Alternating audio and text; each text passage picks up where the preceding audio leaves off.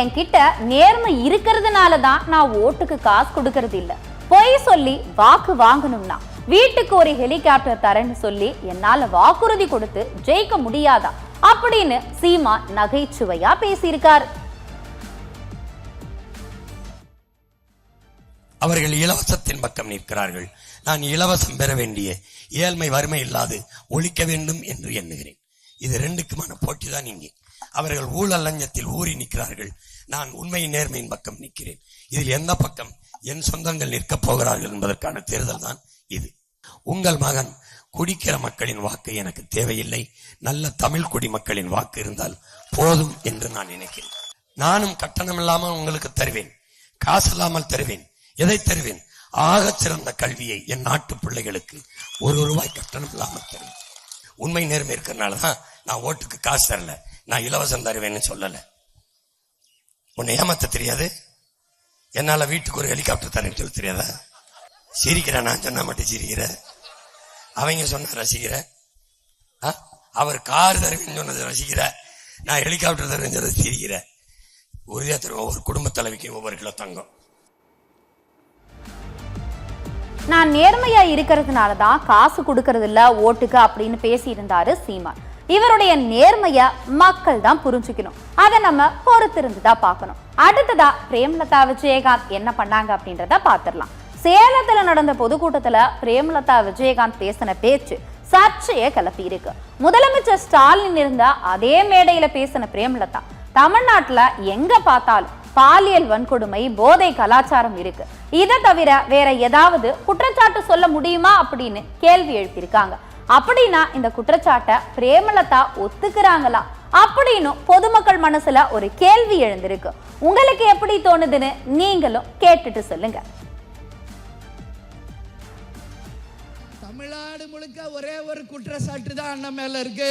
அதுவும் இந்த பெண்கள் கூட்டத்தில் நான் சொல்றேன், எங்க பார்த்தாலும் பாலியல் வன்கொடுமை, போதை கலாச்சாரம் இருக்கு. இதை தவிர வேற என்ன சொல்ல முடியும்? வேற ஒன்றும் சொல்ல முடியாது இந்த ஆட்சியின் மேல.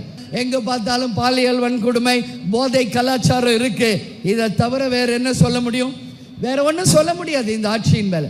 எப்படி நங்குற மாதிரி நச்சுன்னு இருந்துச்சானே? நான் சொல்றேன், இன்னைக்கு ஒரு சகோதரியாக இந்த கூட்டணியிலே அண்ணனுக்கு வலதுகரமாக இணைந்திருக்கிறேன்.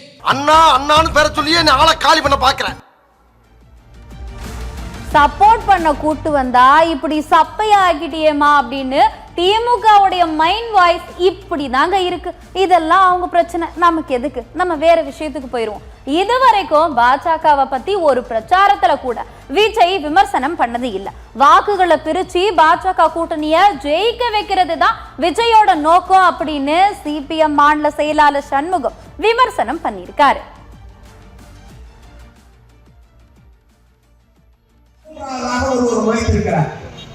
அவர் யார் என்பது உங்களுக்கு எல்லாம் தெரியும். ஆமா, வானத்தில் இருந்தா திடீர்னு தலைக்கு வந்துட்டோம் அப்பப்போ சொல்லிட்டே இருக்காரு.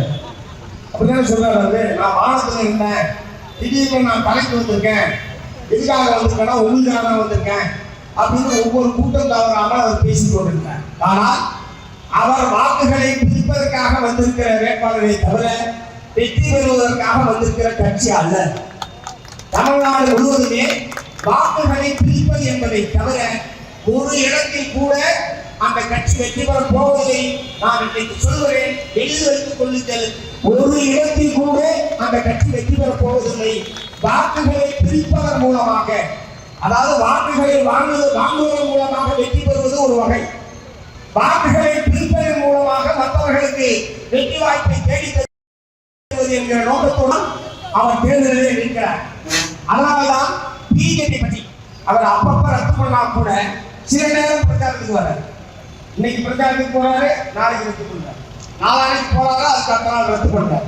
சரி, அது அவன் விஷயம், அதை விட்டுருங்க, அது கூட நம்ம போகலாம். என்னுடைய கேள்வி, அதனால்தான் அவர் தப்பித்தவரை கூட பாரதிய ஜனதா கட்சியை பற்றி ஒரு வார்த்தை கூட விமர்சித்து திரு விஜய் அவர்கள் இதுவரை எந்த பிரச்சார கூட்டத்தில் பேசவில்லை.